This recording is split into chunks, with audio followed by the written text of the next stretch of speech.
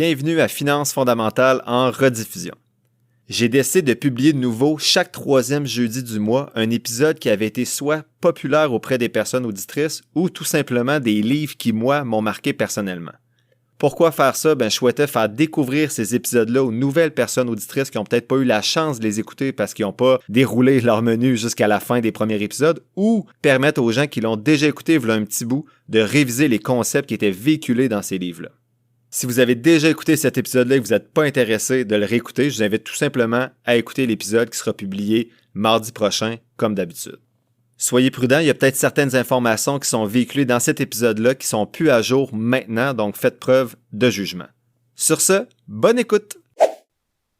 Salut tout le monde! Très content d'être avec vous cette semaine. Avant de commencer la synthèse du livre d'aujourd'hui, je veux juste vous dire que c'est fou. Les discussions que j'ai eues depuis le premier épisode de ce podcast-là, j'ai reçu des dizaines de courriels, plusieurs discussions sur Messenger avec des amis, des connaissances que je savais même pas qui s'intéressaient aux finances, d'autres qui veulent en jaser parce qu'ils veulent s'y intéresser mais c'est le néant, d'autres qui m'ont avoué qu'ils stressaient avec ça présentement, la hausse des taux d'intérêt et tout ça. C'est génial, c'est vraiment l'objectif du podcast, d'éduquer et d'ouvrir un canal de communication sans vendre du miracle ou des promesses à tout le monde. J'ai eu des heures de discussion avec plein de personnes différentes, c'est vraiment cool, donc merci pour vos retours positifs depuis le dernier épisode aussi. Il y en a qui ont beaucoup apprécié l'épisode 4 qui était un peu moins lourd en termes de chiffres, donc c'est super motivant, un gros merci. Donc, pour la synthèse du livre d'aujourd'hui de Mathieu Guilbeault publié en 2015, son livre s'intitule 80 stratégies en planification financière, le meilleur équilibre entre la qualité de vie et l'indépendance financière. Vous allez voir, il va peut-être avoir un petit peu moins de détails dans ce livre-là parce que j'ai pas élaboré une fiche de lecture rigoureuse lorsque j'ai lu le livre comme certains autres livres parce que, premièrement, je pensais pas au podcast comme je l'ai dit dans l'épisode 1, je lisais pour moi. Et deuxièmement, je l'ai lu directement à la bibliothèque avec mes filles. Mes filles lisaient pas le livre avec moi, là, ça les intéresse pas vraiment, mais j'étais à la bibliothèque avec mes filles et je lisais le livre. Donc, je me suis texté à la fin de ma lecture pour retenir c'est quoi les principaux points que je retenais. J'ai pris des photos de certaines pages, donc c'est un petit peu plus mince. Donc, je vais me positionner peut-être un petit peu plus aujourd'hui à travers les différents éléments qui vont être abordés. Je vous présente quand même ce livre-là, même si j'ai un petit peu moins d'informations, parce que je veux respecter l'ordre de mes lectures, comme je l'ai dit, et ça simplifie aussi bien différents concepts, et c'est un livre qui se lit super facilement. Donc, je l'ai lu en un après-midi à la bibliothèque. C'est un livre qui se lit très vite. Il y a 2 éléments clés au livre, mais qui sont divisés en 5 points chaque. Les 2 éléments clés, c'est les stratégies à adopter. Donc, je vais vous parler de 5 stratégies. Mais c'est également les erreurs à éviter. Je vais vous présenter 5 erreurs communes. Avant de commencer, le format du livre est super intéressant parce qu'il relate en fait la vie de 2 sœurs, que l'auteur appelle « Vis la vie à fond » et « À planifier à fond ». Donc, vous comprendrez que « Vis la vie à fond », elle dépense beaucoup et que « À planifier à fond », elle gère mieux ses finances. Ils ont le même revenu, les 2 font 70 000 par année et on accompagne ces 2 sœurs-là à chaque chapitre dans leur vie selon leurs choix financiers. Donc à chaque chapitre, il y a un tableau qui montre, Vis la vie a fait des mauvais choix, à planifier à fond a fait des bons choix et on voit qu'après l'ensemble des chapitres, la valeur de l'actif net de chacune des sœurs est vraiment est très différent. J'ai pas les chiffres précis en tête, mais on voit que c'est à cause de plein de petites décisions à chaque chapitre qu'à la fin de leur vie, il y en a une qui se retrouve avec une retraite dorée et une autre qui est endettée jusqu'au cou. Donc, à travers les chapitres, l'auteur fait ressortir les erreurs les plus communes d'appauvrissement. J'ai ressorti les 5 principales erreurs pour vous. La première, c'est penser qu'on est protégé comme conjoint de fait. Donc, mon conseil, c'est apprenez à gérer vos affaires. Et c'est le conseil de l'auteur aussi. Je vous donne l'exemple de moi et ma blonde. Donc, ma blonde n'est pas du tout intéressée par les finances. Mais si on se sépare ou il m'arrive quelque chose, je veux que le patrimoine familial soit quand même en sécurité et qu'il soit conservé pour nos filles. Et que de son côté, si on se sépare, je veux que mes filles soient en de bonnes mains d'un point de vue financier. Donc, moi, je gère le REER à ma blonde, mais chaque année, dans le temps des fêtes, on prend un moment pour s'asseoir 1 heure et je lui explique, voici ce que j'ai fait avec ton argent cette année. Pourquoi? Voici ce que j'ai fait avec les filles, les estimations de la prochaine année et ainsi de suite. Et malheureusement, dans les études que j'ai lues, les livres que j'ai lus, souvent les femmes sont moins intéressées par les finances, vont se fier beaucoup sur leur conjoint et vont parfois avoir de mauvaises surprises, soit en cas de séparation, ou bien après 10 ans, 15 ans, vont se rendre compte que leur conjoint est endetté à l'os, qui dépensait le revenu familial du compte conjoint, la carte de crédit, Donc, assurez-vous de toujours apprendre à gérer vos affaires ou au moins être informé du statut financier de votre couple. Faut se poser des questions aussi. Comment se divisent les dépenses dans le couple? Il y a le 3e livre de Pierre-Yves McSween que j'ai pas encore lu, malheureusement, mais qui parle de ces sujets-là, donc j'en ai entendu parler. L'argent, c'est un sujet de dispute majeur, mais il faut prendre le temps d'en discuter. Tu sais, c'est important d'en discuter parce que j'ai des amis qui se sont séparés récemment puis qui ont tout payé pendant 10-15 ans puis que là, ils ont une certaine rancune à cause qu'ils ont fait ça, mais sont également coupables de ça parce que faut que tu sois prudent financièrement et toujours conscient des impacts financiers de ce que tu peux faire. C'est pas sexy parler de finances dans un couple, mais c'est tellement important. Personnellement, comment je fonctionne dans mon couple? On fait ce qu'on peut appeler de l'investissement forcé. Donc, avant, on avait le même salaire. Donc, avant que je devienne professeur, on avait sensiblement le même salaire. Et depuis que je suis devenu professeur à l'Université de Sherbrooke, on a gardé le même rythme de vie. Donc, tout le salaire supplémentaire que je fais, mais je suis capable de le placer dans le régime épargne-études de mes filles, ou dans mon REER ou le CELI, ou dans des projets familiaux. Je suis chanceux. Moi, ma blonde, c'est quelqu'un de fier. Elle veut pas se faire vivre par quelqu'un d'autre. Donc, elle est d'accord qu'on paye chacun nos choses. Donc, on vit avec nos salaires qu'on avait il y a peut-être 5 ans, alors qu'on fait plus maintenant. Et tout ça va dans le patrimoine familial. Je suis conscient que c'est pas une façon de fonctionner qui est meilleure qu'une autre. Tout ce que je veux que vous reteniez dans ce point-là, c'est que c'est important de discuter d'argent dans un couple. La deuxième erreur la plus commune selon l'auteur, c'est une mauvaise allocation des ressources financières de la famille. Donc, une fois que vous avez réussi à épargner, enfin, bravo, mais il y en a certains qui font des mauvais choix. Par exemple, il y en a qui vont investir dans un CELI avec un rendement de 7%, bravo, mais ils vont payer leur dette de carte de crédit, le paiement minimum à chaque mois qui est à 16%. Il y en a d'autres comme moi il y a quelques années qui investissent dans un CELI dans leur compte Desjardins sans savoir que le rendement de ce compte-là est à 0,7% au lieu d'investir dans un fonds négocié en bourse qui va leur rapporter un rendement de 7%, 8%. D'autres qui vont investir dans leur CELI au lieu d'investir dans le régime épargne-études de leurs enfants alors qu'il y a un 30% de rendement garanti. D'autres qui remboursent leur hypothèque quand le taux était à 1,5%. Donc, il faut faire des choix, mais attention que ces choix-là soient raisonnables. Puis, il y en a qui vont mieux dormir en payant leur dette, même si la dette est à 1,5%. Puis, c'est bien correct. Mais assurez-vous que votre choix est cohérent avec vos objectifs financiers qu'on parlait le dernier épisode. La troisième erreur la plus commune, c'est la gestion de l'endettement. Donc, les gens qui s'endettent beaucoup pour les voitures, la maison, souvent, donc, qui s'accotent au max. Donc, je peux aller chercher cette hypothèque-là, je vais aller la chercher parce que je veux une grosse maison. Et quand les taux montent comme en ce moment, c'est sûr que ça rend la vie financière de plusieurs personnes, malheureusement, un peu plus difficile. Il y a un auteur qui avait mentionné qu'il n'y aurait plus de problème d'endettement si l'actif net de tout le monde, et je parle pas du revenu, là, pas à cause que tu fais 100 000 par année, que c'est écrit 100 000 dans ton front. Non, ton actif net, ce que tu as réellement de côté, si c'était écrit dans ton front, il y aurait plus de problème d'endettement selon l'auteur parce que les gens arrêteraient d'essayer d'impressionner les autres personnes. C'est pas très impressionnant quand quelqu'un roule dans une voiture de luxe, mais que dans son front, ça s'est écrit qu'il y a des dettes de 130 000 $. Ça fait juste quelqu'un qui fait des choix pas très intelligents. Bien sûr, on n'aura jamais l'actif net dans notre front, mais je trouvais l'idée intéressante pour réfléchir à, OK, je dépense réellement, pourquoi? En effet, on dépense souvent pour les autres, rarement pour nous. On a le gâtage facile aussi.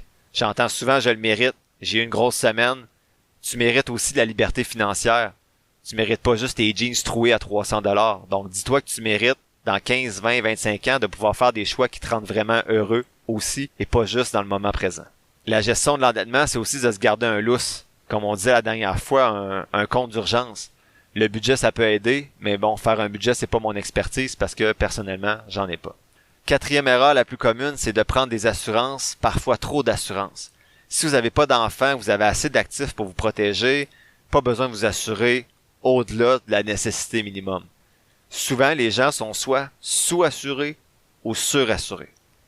Personnellement, je prends toujours l'assurance minimum pour se démerder s'il arrive vraiment de quoi, une urgence ou un dégât, exemple, dans la maison. C'est sûr que ma maison est assurée. Mais en même temps, moi, je suis chanceux, j'ai un bon coussin avec mon travail, invalidité, maladie et tout. Donc, ça dépend de chacun, mais attention, le message de l'auteur, c'est de pas prendre trop ou pas assez d'assurance. Rappelez-vous que c'est rarement nous qui fait de l'argent avec les compagnies d'assurance. La dernière erreur, la plus commune mentionnée par l'auteur, c'est de spéculer avec ses placements. Lorsqu'on spécule en bourse, les rendements sont faibles à long terme parce qu'on fait des choix émotionnels. Je le répète, la meilleure stratégie, et c'est ce que l'auteur dit, c'est de prendre 1 à 5 minutes par mois pour faire des stratégies dans des fonds négociés en bourse passif indiciel. Je vous répète, des fonds négociés en bourse, c'est comme un panier qui va regrouper plusieurs compagnies en fonction du choix que vous faites. Donc, tu peux suivre les 500 plus grosses compagnies américaines, tu peux suivre les 60 plus grosses compagnies canadiennes, les plus grosses compagnies internationales, tu peux suivre tout ça en même temps. Bref, tu prends le panier que tu veux. Commencez à sélectionner les actions individuelles, c'est jouer avec le feu, surtout si vous vous fiez aux voisins ou à un gars de podcast no name qui vous dit de sélectionner différentes actions. Je me suis mis des petits mots en gras ici, là, c'est faire attention dans le domaine financier ou dans le domaine de l'investissement boursier. On se vante toujours de ses bons coups et jamais de ses mauvais coups. Même moi, que ça me pue au nez les gens qui se vantent de leurs bons coups en bourse, je fais cette erreur-là aussi. Par exemple, moi l'été passé, j'ai un souper avec des amis, puis je parlais avec quelqu'un puis qui s'intéressait à l'investissement boursier, puis je disais regarde, aujourd'hui j'ai fait 16% avec telle compagnie. Je me suis vanté un autre ami aussi, j'ai fait 40% en quelques semaines avec une petite compagnie financière aux États-Unis. Mais je parle jamais de mon Facebook qui a perdu 60% en un an ou de mes autres placements qui sont en perte. Donc faites attention quand vous entendez des oncles, des amis, des connaissances qui vous parlent de leurs bons coups. Utilisez toujours votre jugement critique pour vous dire OK, c'est quoi tes pertes? Tu peux-tu me montrer c'est quoi ton rendement cette année? T'as-tu des preuves? Parce que souvent, les gens vont juste vous parler de leurs bons coups. Soyez prudents. La deuxième partie du livre, c'est les stratégies à adopter. Donc, je vous ai résumé, selon moi, les 5 principales stratégies à adopter qui sont mentionnées par l'auteur. La première stratégie de l'auteur, c'est faire affaire avec des professionnels. Je vais vous avouer que l'auteur du livre, c'est un planificateur financier, donc je trouve qu'il prêche beaucoup pour sa paroisse. Par contre, les statistiques montrent que les gens font habituellement de meilleurs rendements avec des conseillers. Mais personnellement, je crois que les gens qui s'éduquent moindrement, donc qui développent leur littératie financière, qui comprennent que la bourse à court terme, ça bouge beaucoup, mais qu'à long terme, c'est une balance, donc ça va toujours se stabiliser. Et depuis l'histoire de la bourse, c'est en progression, c'est en croissance. Que vous investissez à long terme de l'argent que vous n'avez pas nécessairement besoin bientôt, 5 minutes par mois pour moi suffisent pour vous lancer. Et ce que je suggère beaucoup à mes amis auxquels je parle pour qu'ils commencent à investir de façon autonome, c'est d'y aller de façon hybride. Donc, c'est peut-être pas de faire comme moi le grand saut tout de suite puis investir de façon autonome tout ton argent. C'est de dire, OK, j'ai des placements chez Desjardins ou chez Industrielle Alliance. Je vais laisser mon argent là, mais je vais arrêter de cotiser. Je vais arrêter d'ajouter de l'argent dans ces comptes-là. Et à partir de maintenant, l'argent que j'ajoute, c'est moi qui va la gérer sur mon compte de courtage pour commencer progressivement avec des petits montants. Et peut-être que dans 3, 6 mois, 2 ans, 3 ans, vous allez vous rendre compte, finalement, c'est pas compliqué. Puis mes rendements, en suivant un fonds négocié en bourse passif, sont meilleurs que mon conseiller financier à cause que j'ai pas de frais de gestion. Et je me suis rendu compte que j'étais pas quelqu'un qui paniquait. J'étais capable de gérer mes émotions, même si la bourse, ça descend beaucoup parfois. Donc, rendu là, vous pourrez vous dire le mode hybride m'a satisfait. J'ai confiance en mes moyens. Vous pourrez faire alors le transfert de l'ensemble de vos fonds qui proviennent de d'autres institutions. La deuxième stratégie à adopter, c'est de gérer son budget puis de faire des bons choix à partir du budget. Donc, l'auteur mentionne que c'est important d'avoir un budget, surtout pour les gens qui ont un faible taux d'épargne ou pas du tout d'épargne. C'est vraiment la première étape pour être capable de commencer à épargner. Personnellement, vous le savez, j'ai pas des frissons d'excitation quand je parle de budget, donc je passe rapidement au point suivant, mais c'est super important de faire un budget. Sur Google, il y a plusieurs outils gratuits qui existent, donc tapez budget en ligne ou quoi que ce soit et vous pourrez trouver des outils qui vont vous aider.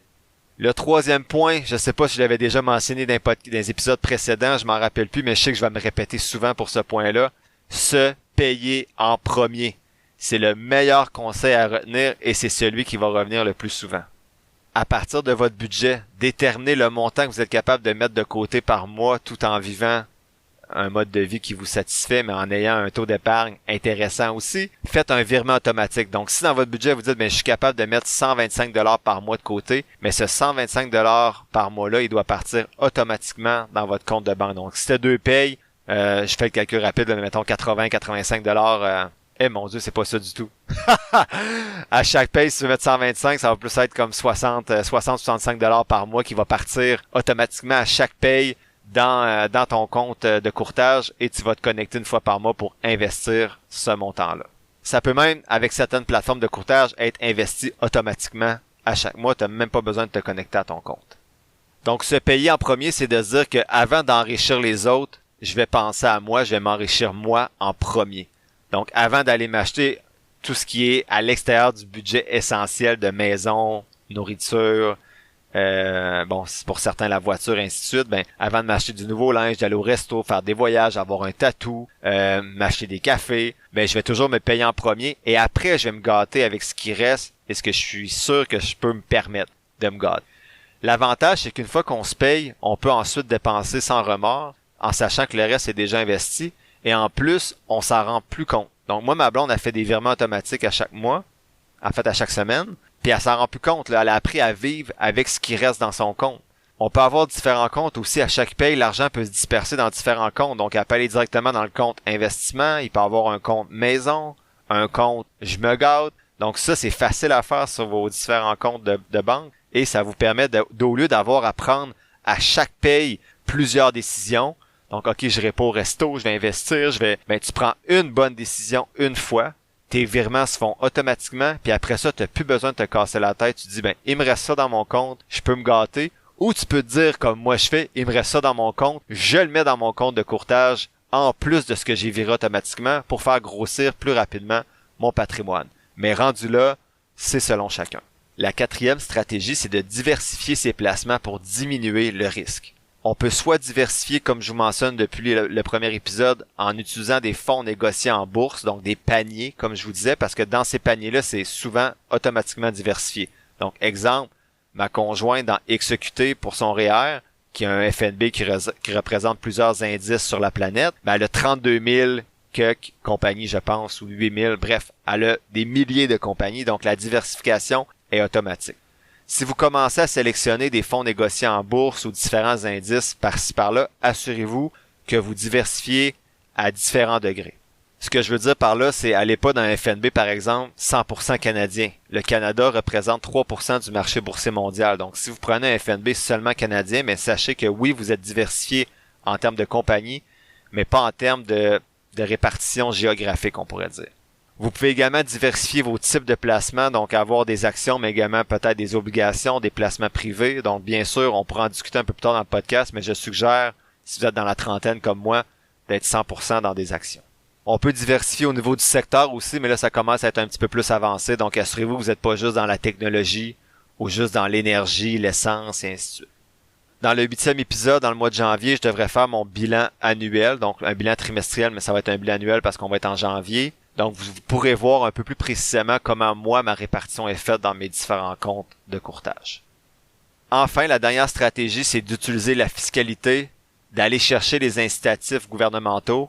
On a parlé dans le dernier épisode avec le livre de Pierre-Yves McSween, notamment avec les allocations qui allaient dans le REER, qui allaient dans le régime épargne-études, puis on créait de l'argent à partir de rien, de l'argent gratuit. Donc, l'auteur ici parle de paradis fiscaux. Il répète encore le régime épargne-études qui est le meilleur compte enregistré à remplir. Puis c'est drôle parce que justement, hier soir, il y a un de mes chums qui est venu pour jaser d'autres choses, mais finalement, on a jasé 3 heures de finances, puis on a regardé ses comptes et tout, mais il disait qu'il avait entendu dans un podcast ou il avait lu dans un livre que, comme parent, si tu remplis le régime épargne-études de tes enfants, juste avec ça, tu as fait un bon boulot d'un point de vue financier. Tu sais, tu peux dire, d'un point de vue financier, j'ai la tête haute, mes enfants partent avec une bonne tape dans le dos là pour commencer. De plus, l'auteur mentionne qu'avec un compte régime épargne-études enregistré, si votre salaire est bas, donc si vos revenus sont faibles, juste le fait d'ouvrir le compte sans mettre $1 dedans, vous obtenez déjà de l'argent. J'ai pas le montant exact, mais je pense que le gouvernement vous donne un certain montant automatiquement et vous obtenez ensuite ce 30%-là assuré. Ceux qui veulent en savoir plus sur le régime épargne-études enregistré, je vous suggère le balado, le planif, qui est fait par Fabien Major, un planificateur financier. C'est un excellent podcast et surtout l'épisode de la saison 8 qui a été publié le 29 septembre porte uniquement sur le régime épargne-études. C'est plus de 30 minutes et c'est super intéressant. Il va de fond en comble dans ce qu'il y a à dire sur le régime épargne-études. Moi, j'ai appris plein de choses. Donc, si ça vous intéresse, je vous suggère cet épisode-là. Je sais pas si d'un point de vue stratégie marketing, c'est bon que je réfère d'autres podcasts comme ça, mais je peux pas mentir que ce podcast-là est super intéressant et surtout cet épisode-là. Et vous savez que de toute façon, moi, j'ai rien à vous vendre. Je suis vraiment là juste pour partager mes connaissances. Donc, tant mieux si vous n'apprenez plus ailleurs. En conclusion, c'est un livre qui est très facile à lire. Il y a des exemples clairs, faciles à comprendre. C'est intéressant de voir les deux extrêmes avec les sœurs aussi. Puis ça passe bien le message de dire que des fois, il y a des petites dépenses qui peuvent faire des grosses différences à long terme. Je vous le suggère aussi parce que le vocabulaire et le contexte québécois la rend très accessible. Je l'ai dévoré en moins de 2 heures, donc je vous recommande fortement. L'épisode tire à sa fin. Je vous remercie d'avoir écouté ce 5e épisode de Finances fondamentales.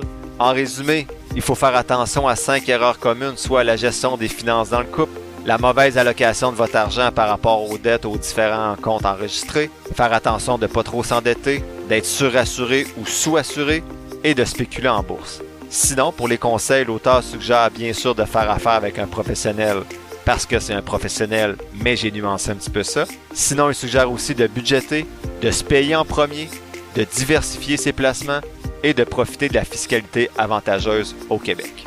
Dans le prochain épisode, je vais faire la synthèse du livre 99 trucs pour s'enrichir, mieux consommer, mieux épargner de Frédéric Allali. Ceux qui sont intéressés, je vais partager cette semaine sur la page Facebook de Finances fondamentales un tableau synthèse de 3 compagnies que j'ai analysées cette semaine en bourse avec mon outil, soit InMode, INMD, Innoviva, INVA et Moelis et compagnie, MC. Si vous avez apprécié l'épisode d'aujourd'hui, je vous invite à vous abonner au podcast et à la page Facebook de Finances fondamentales et à me laisser un avis positif si vous le souhaitez. Vous pouvez également partager l'épisode avec des gens de votre entourage qui pourraient être intéressés. Enfin, vous pouvez toujours m'écrire à financesfondamentales@gmail.com ou sur la page Facebook de Finances fondamentales pour vos questions ou vos demandes spéciales pour les épisodes qui vont suivre. N'oubliez pas que je ne suis pas un expert ou un gourou de la finance, juste un gars qui trippe un peu trop et qui partage ce qu'il apprend avec vous. Ne prenez pas ce que je dis pour du cash et développez toujours votre propre littératie financière. Sur ce, merci encore pour votre écoute et on se dit à la semaine prochaine pour le 6e épisode de Finances fondamentales.